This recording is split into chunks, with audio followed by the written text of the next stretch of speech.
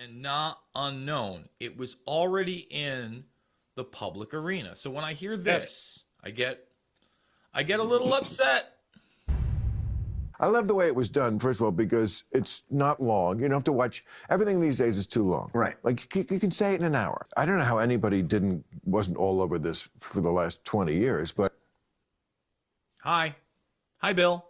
Remember when you were throwing people out of your show real time when they would talk about Building 7? Or do I have to come over and pick this guy's ass out of here? And you would say, yeah, you are a nutcase. Yeah, you are a kook. Because here's Bill Maher, how somebody wasn't all over this the last 20 years. Hi. Right here. So what are they talking about?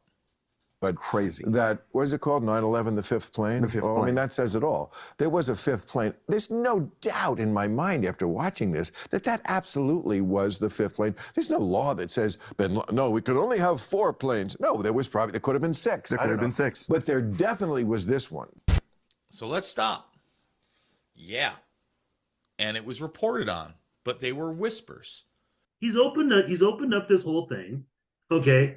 He hasn't watched the special. He's only read an article, and he sees a clip of Bill Maher, okay? And he's upset about that. He has issues with Bill Maher for a long time. And what were those issues for? Throwing out truthers. What truthers? His show is not in New York. His show is in Los Angeles. Crazy people who still think the government brought down the Twin Towers in a controlled explosion. You know, they did little news sketch, comic pieces making fun of Bill Maher because of the way he was, denying Building 7 or no interest in it.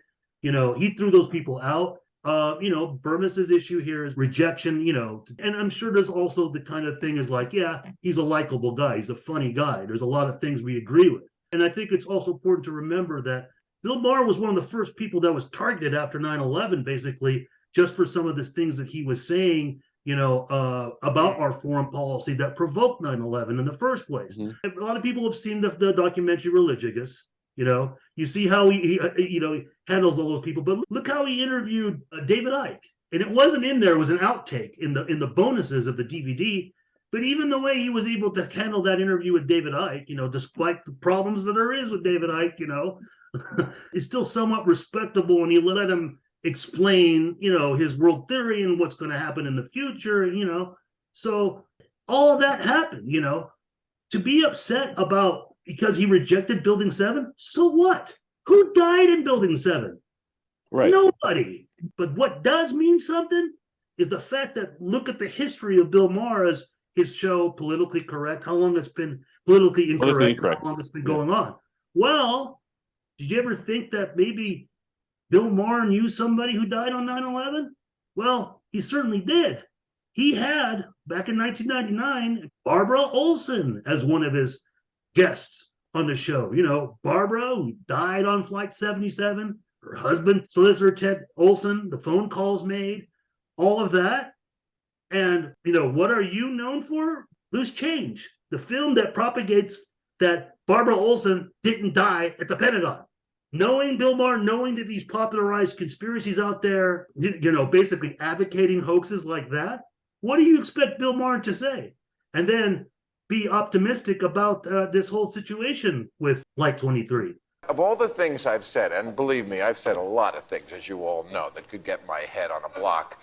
The one that they protest about out here is the people who think that the World Trade Center was a controlled explosion. You see, in that instance, I'm actually defending President Bush. I don't think President Bush brought down the World Trade Center. And cows disagree with me.